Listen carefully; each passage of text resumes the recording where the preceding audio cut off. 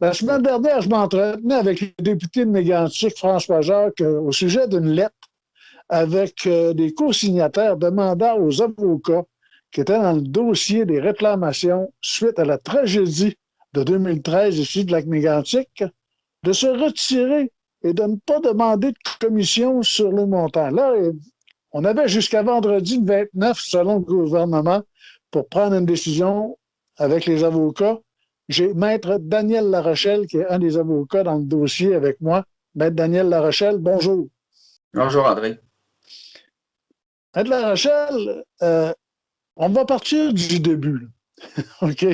En 2013, il y a la tragédie de Lac-Mégantic. Il faut dire que vous êtes une des victimes de cette tragédie-là parce que vous aviez des immeubles dans le centre-ville, vos bureaux étaient là, vous aviez des locataires,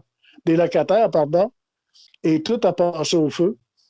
Puis, malgré ça, vous avez été capable de vous réorganiser pour quelques mois ou quelques semaines après, faire un recours collectif. C'est ça? Absolument. OK. Vous êtes allé vous associer avec des gens qui avaient de l'expérience dans le domaine du recours collectif. Vous avez fait un travail pour aller réclamer. Il y a eu de l'argent de donner là, 1 an ou 2 ans. Pouvez-vous m'expliquer un peu comment c'est que ça a fonctionné? Bon, effectivement, nous, on a fait un recours collectif. Dans ce recours collectif-là, on a poursuivi à peu près une quarantaine de compagnies. Donc, on a poursuivi, juste de mémoire comme ça, évidemment, MMA. Après ça, on a poursuivi Irving, World Fuel, puis un paquet de compagnies que moi, je n'avais jamais entendu parler. Là. Je vous donne l'exemple Procar. Procar, quand on regarde les DOT 111 qui passent aujourd'hui, les citernes noires, là, Procar.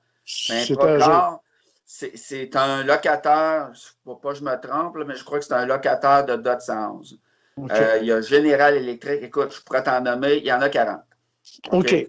Bon, Bon. maintenant, là, on est allé chercher combien d'argent Bon. dans ce dossier-là? Là, On a dans le fond, distribué là, combien? MMA a fait faillite. OK? Ça, OK. tout le monde sait ça. On a vendu les actifs, ça a rapporté à peu près 14 millions. Puis, il y OK. avait des dettes pour 30 millions. Donc, ça veut dire que c'était une faillite qui n'en est rien. Qu'est-ce qui est arrivé?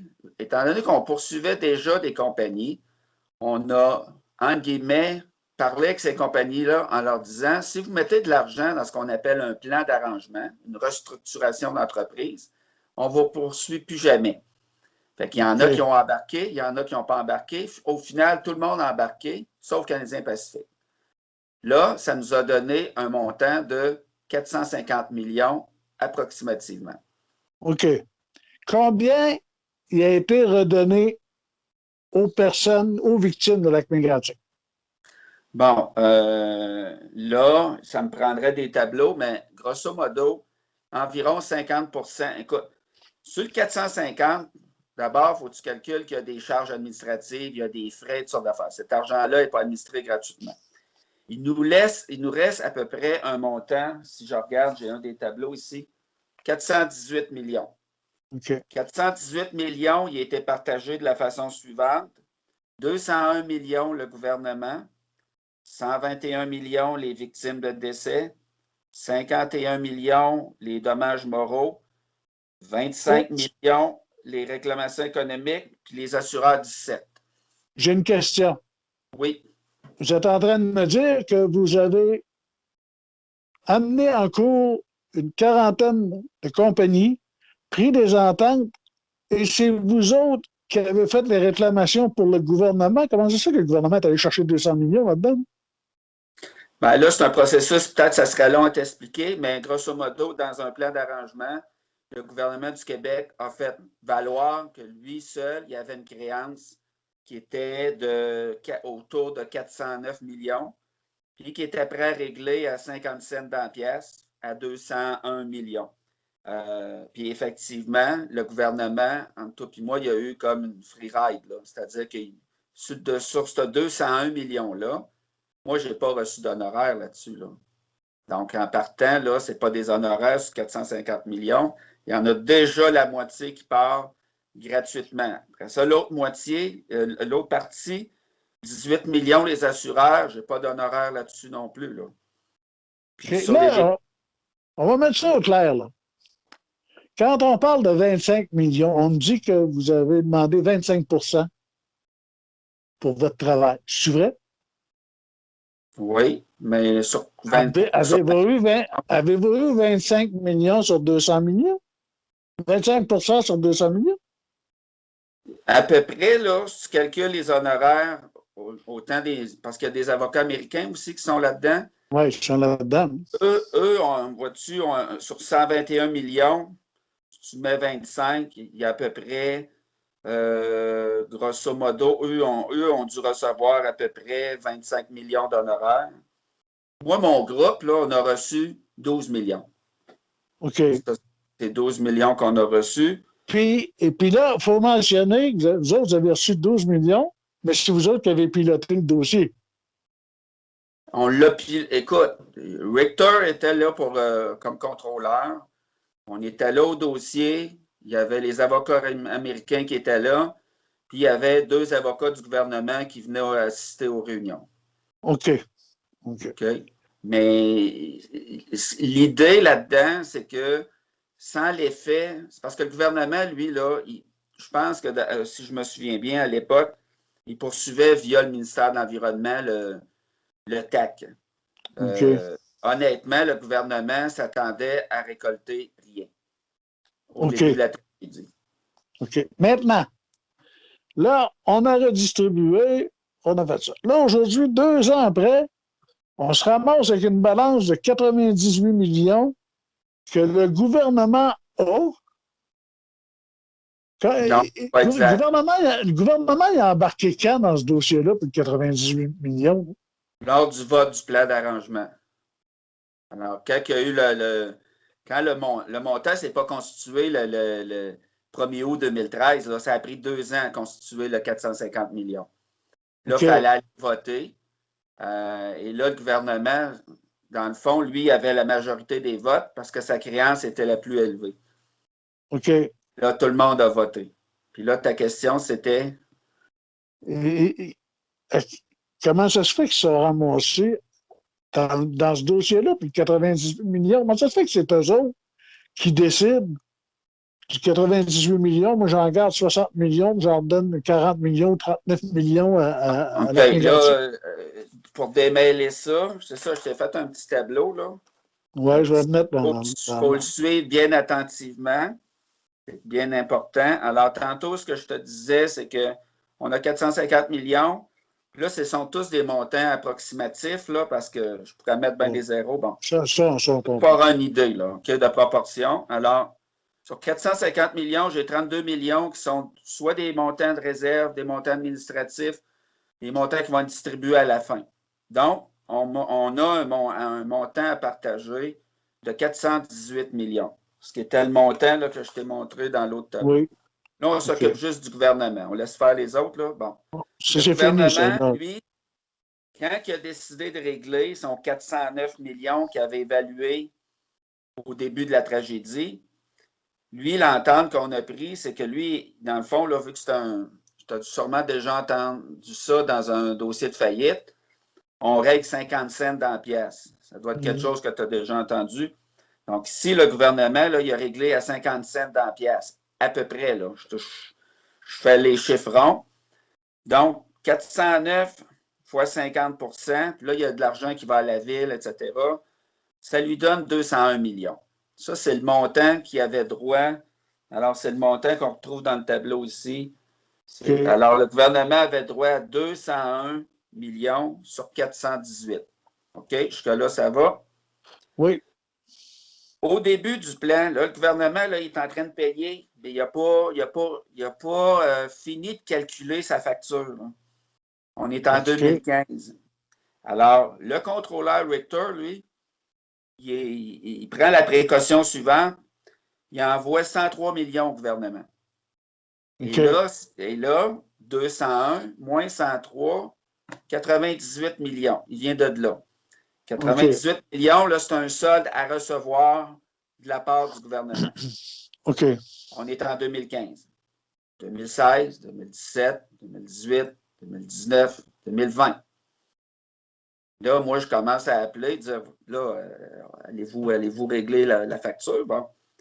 Et là, on se rend compte que ce n'est plus 409 millions, mais c'est 324 millions. Alors, il y a un différentiel là, d'à peu près, je l'avais calculé, là, 70 millions à peu près.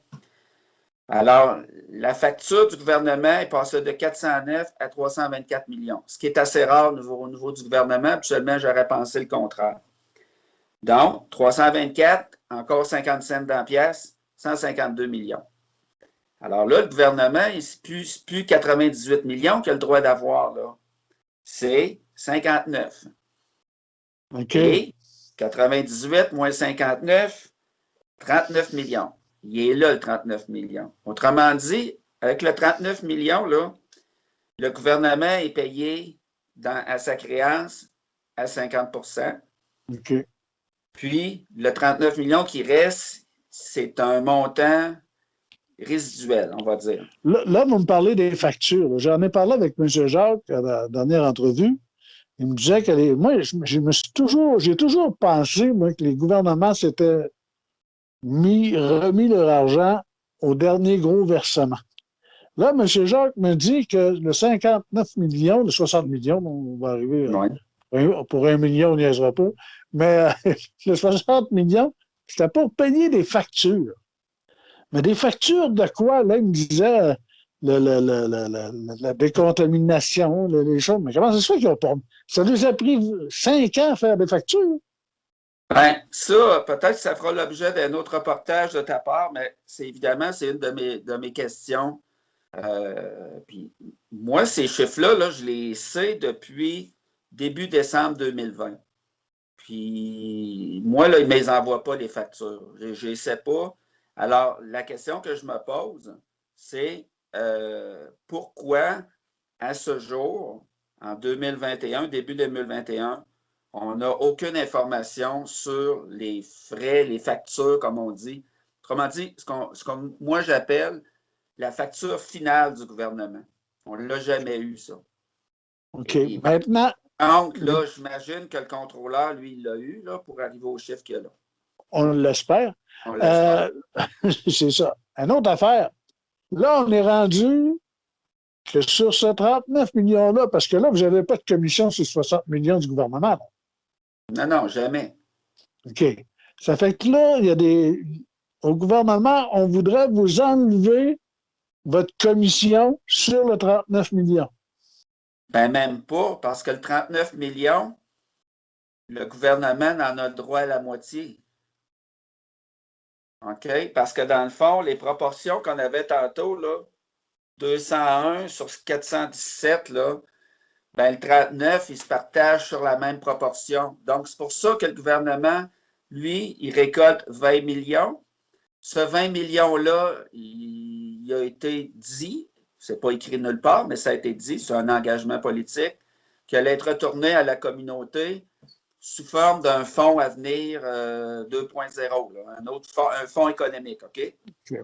Et le 19 millions qui reste, ben lui, il serait partageable entre nos clients et les assureurs et la ville et les victimes de décès, les victimes de dommages moraux et les victimes économiques. Fait que tout ça, ça partage. Et les honoraires sur lesquels on veut nous faire renoncer, c'est sur le 19 millions. Donc, à 25 là, fait un chiffron, c'est 4 millions. Okay. 4 millions séparés en 12 avocats à peu près. Là. OK. Mais là, vous êtes en train de me dire que c'est le gouvernement qui dit on voudrait retirer vos honoraires sur ce 19 millions-là pour se donner peut-être bonne conscience vis-à-vis des citoyens en nous disant c'est ça, mais ce que je comprends pas, il y a un danger dans cette affaire-là, il y a un danger pour tous les recours collectifs. Ça va faire une jurisprudence si jamais ça arrive. Un jour, on fera un recours collectif contre le gouvernement, puis si le gouvernement décide de dire, ben regarde, on ne paye pas les avocats, il va en loi, puis il ne les paye pas. Il y a une jurisprudence qui se fait là-dedans. Puis moi, il y a une question que je me pose, oui.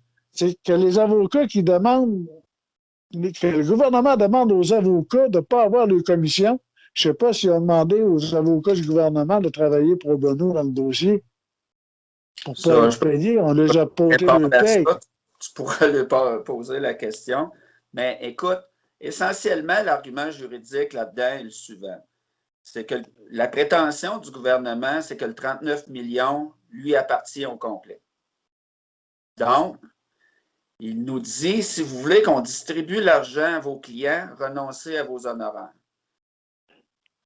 Ça fait que le gouvernement, en tant que tel, prend le public, les citoyens de Lac-Mégantic en otage, en Ben, disant, ils prennent les avocats en disant, ben, regarde, si vous n'avez pas votre argent, c'est à cause des avocats. Tout c'est un peu simplement. ça. Mais écoute, c'est parce que, en fait, c'est que on veut nous faire l'ouvrage gratuitement. Parce que l'autre solution du gouvernement, là, elle est simple, puis c'est peut-être celle-là qui va arriver aussi, c'est que le gouvernement va aller devant les tribunaux, va demander au tribunal d'entériner que le 39 millions leur appartient. Puis là, ben, ils vont être obligés de faire 5 000, 6 000 chèques avec tous les montants, tout ça, avec les risques que ça comporte. Ça sera le travail. Ce qui me semble évident, c'est que ce travail-là, ils ne veulent pas le faire. Ils veulent que ce soit moi qui le fasse. Parce que moi, mes clients, je les connais, j'ai leur adresse, j'ai le montant, j'ai tout. Puis quand il y a une erreur, parce que ça a l'air simple comme ça, là, mais quand tu reçois un montant de 19 millions qu'il faut que tu partages, là, puis envoyer des chèques, sais-tu qu'est-ce qui arrive? Le téléphone, le lundi matin, il sonne, puis pas à peu près. Puis tout le monde veut avoir de l'argent. OK? Puis du monde de partout. Puis quelqu'un qui te dit, moi, j'ai été à Mégantic. Fait que là, tu es obligé de barrer ton bureau, t'embarrer parce que tu as de la visite qui vient, des gens qui arrivent, des gens. Moi, j'ai vu des gens en manque de drogue, là, arriver dans mon bureau, fâchés, puis ils n'avaient pas eu le chèque, là. Fait que c'est ça. Fait que le gouvernement, s'il veut le faire, ce travail-là, là, qu'il le fasse. Et il va voir que c'est pas facile. C'est vraiment pas facile. Il se rouvrira une succursale à Lac-Mégantic, puis il viendra le partager. Puis quand il Ma aura fini, dernière, là, il va se rendre compte que mon travail, c'est pas facile, là. ma dernière question. Oui, avant que je pompe trop. Vos clients, là, parce que les personnes de Lac-Mégantic, c'est vos clients, c'est vos Oui, dossiers. Vos oui. clients, là, au début de tout ça, ils sont conscients que vous demandiez 25 de commission? Ben, écoute, je ne parlerai pas pour les clients qui ont signé avec les avocats américains. Je n'ai pas vu les conventions, mais c'est clair qu'il y a eu un contrat qui a été signé. Moi, pour mes Mais, clients, ce sont mes requérants qui ont demandé, attends pas, là, moi, ils ont demandé 25 mais moi, mes honoraires, là, ils m'ont été accordés par un juge. OK, C'est un jugement que j'ai reçu. Autrement OK, dit, le juge aurait pu dire, toi, La Rochelle, ta gang, là, c'est pas 25, c'est 15 ou c'est 10. C'est le juge qui a décidé. J'ai un jugement. Un jugement OK. qui n'a jamais été porté en appel. C'est fort, là. Parce que là, dans le fond, le gouvernement du Québec ne respecte même pas le jugement que j'ai reçu. Puis, écoutez, c'est des. Là, on donne un exemple. Quelqu'un qui était au centre-ville de Lac-Mégantic, il a reçu un montant de 30 000 Honnêtement, entre toi et moi, là, il n'y a pas personne qui aura engagé un avocat pour aller poursuivre la MMA pour 30 000 Non, non. Bon. Qu'est-ce qui fait que moi, j'ai pris le recours collectif? C'est parce que c'est 30 000 fois 5 000 personnes, on va dire. Là. Grosso modo, ce n'est pas ça, là, mais des petites réclamations. Qu'est-ce qui fait qu'un recours collectif, c'est intéressant? C'est que c'est plusieurs petites réclamations. Puis pour l'avocat, qui prend un risque, parce que nous, on finance tout, là, tout. Juste pour te donner une idée, quand on a demandé notre jugement en 2015, je t'en enverrai une copie, on était rendu à près d'1 million en frais. Pas en frais d'avocat, là, en frais d'expertise, en frais postal, en huissier, en avion, en hôtel, en restaurant, parce qu'il faut se déplacer. Là, on s'est déplacé, peut-être, moi, je me suis déplacé. Écoute, à un moment donné, là, j'allais à Montréal 2 fois par semaine pour ce. Puis à l'époque, vois-tu, la pandémie peut arriver dans le bon temps. À l'époque, il fallait être en présence. Aujourd'hui, peut-être qu'on le ferait à distance. Et il y a ça. Ça, c'est écrit dans le jugement, là. Ce n'est pas des montants que j'ai inventés, c'est là. Alors, c'est ça la beauté du recours collectif, c'est la force du groupe. Puis moi, je peux te dire personnellement, tous les clients que j'ai, je ne te dis pas à 100%, là, mais la grosse majorité, là, 98%, sont très contents du travail que j'ai fait parce qu'ils sont conscients que si je n'avais pas été là, aujourd'hui, en 2020, il n'y aurait pas 450 millions, il y aurait au mieux, là, il y aurait eu la police d'assurance de la MMA de 25 millions. C'est ça qu'il y aurait eu sur la table, puis le gouvernement l'aurait pris au complet. C'est ça. Alors, le travail est là, il a été fait. J'ai pris un risque. Écoute, poursuivre une compagnie en faillite, c'est pas facile, c'est pas évident. On l'a fait. Il y a beaucoup de gens qui auraient abandonné en cours de route, beaucoup de bureaux d'avocats qui auraient fermé les livres bien avant ça. Moi, j'ai pris le risque. On a commencé à voir un petit peu, c'est surtout là, quand des grosses compagnies comme Irving, World Fuel ont commencé à eux deux, ont mis 200 millions. C'est beaucoup d'argent. Mais pourquoi ils ont mis 200 millions? C'est pas parce que le gouvernement du Québec leur a lâché un coup de fil. Là. Les 200 millions, ils l'ont mis parce qu'ils étaient poursuivis au Canada puis aux États-Unis. Alors, C'est ils ont ça. dit, on règle tout ça, on met de l'argent. Alors, la pression devait être forte pour pouvoir mettre ces montants-là. Puis la pression, ben, Maintenant, c'est ça qui l'a mis. fait que là, Maître La Rochelle, probablement que le dossier va se ramasser devant la justice parce que vous n'êtes pas rendu au gouvernement en disant on ne prend pas de commission. Non? Qu'est-ce qui arrive dans ce dossier-là dans le futur, savez-vous? Deux choses brièvement que je peux ajouter, c'est que premièrement, moi, c'est quand on me dit que c'est nous qui retardent le règlement du dossier. Bien, première question, c'est que ça fait 5 ans qu'on attend après la facture du gouvernement, puis on l'a eu le 4 décembre 2020. Alors, ce n'est pas nous qui retardent le dossier. Moi, dès 2016, j'aurais été en mesure de fermer le dossier. Ça, c'est la première chose. L'autre chose, ce litige-là concernant la renonciation des honoraires, nous, on ne veut pas en faire une bataille qui va durer 2 ans, 3 ans, 4 ans.